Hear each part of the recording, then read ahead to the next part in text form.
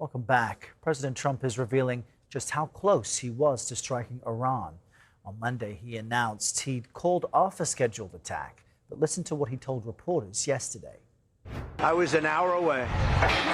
We were all set to go. You're talking about yesterday? Yes. We were going to be striking it would have been happening right now. Yeah, it was all done. The boats, the ships are all loaded. They're loaded to the brim. And we were all set to start.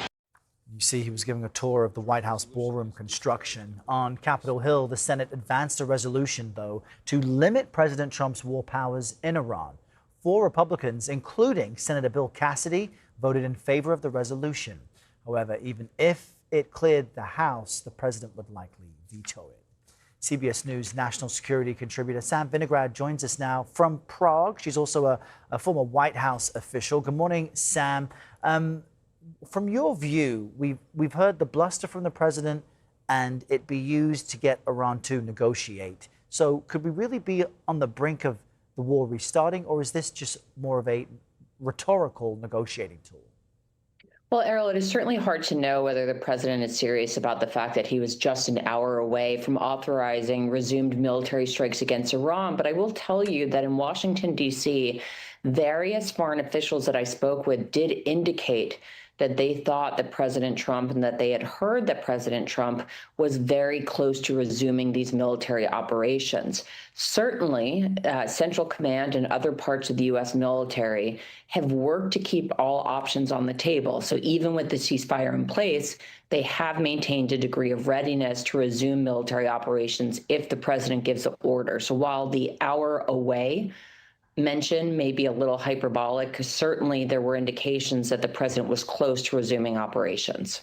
And there's some interesting reporting out of the New York Times that the U.S. and Israel did have someone in mind, an Iranian leader, former leader, and a really surprising choice in Mahmoud Ahmadinejad to take over after the campaign. Why is that a remarkable choice and story?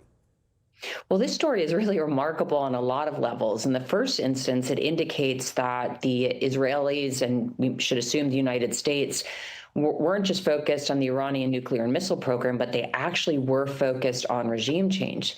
Second, it does tell us that the Israelis had an extensive covert action campaign underway within Iran itself.